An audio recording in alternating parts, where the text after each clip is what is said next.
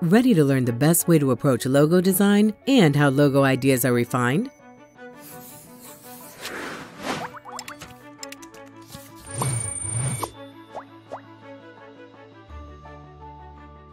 Let's design a new logo for this florist.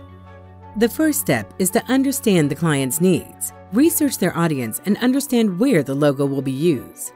Using this as a starting point will lead to an intentional and organized design process. The logo design for a florist might be used at a very large size for shop signage, as well as a very small size for stickers and packaging. Let's get inspired with this template. First, let's edit text. When editing, you can remove effects like the curved text here.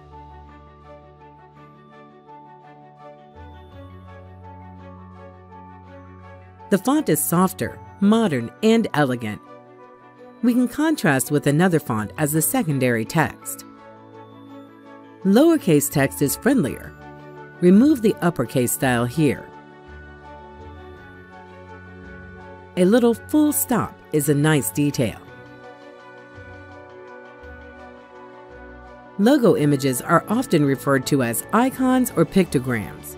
Pictograms are very refined and very simple. From the Elements tab, use the Search to find options. A more detailed description, limiting results with a filter button, will narrow the search. This element is simple, suitable, and customizable. Position it, scale it, and rotate it to complement the word mark. At any point, Command-Z will undo an action. Now this is starting to work. Duplicate the page and try more options.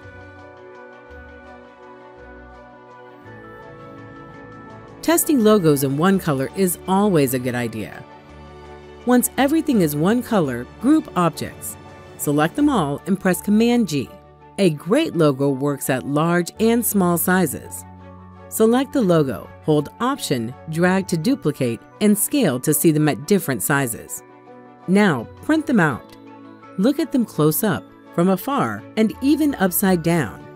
Ensure that the design will work for every purpose. Duplicate the page again to continue experimenting.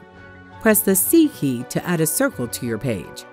Try reversing the logo colors to see how the pictogram works in white on a dark or black background. Once again, testing different scales is a good idea. Satisfied that all possibilities have been tried? Time to move on to another concept.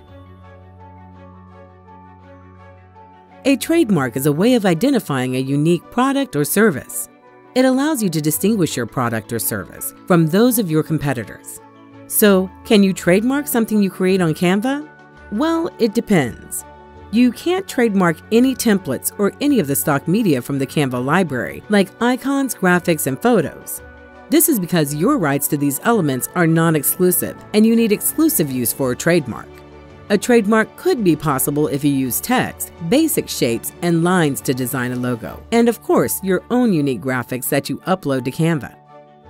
This is because Canva's content is licensed for a wide range of personal and commercial uses. Perfect for designs like business cards, social media, marketing materials, and much more. Let's recap. The process of designing logos starts with information and research about the client and their audience. Consider how the logo will be used and what purpose it needs to serve. Look for appropriate fonts and simplify graphics. Then, when developing ideas and designing options, follow an organized process. Work iteratively by duplicating ideas and refining them. The goal is to develop a range of interesting and creative logo options ready to be presented to the client.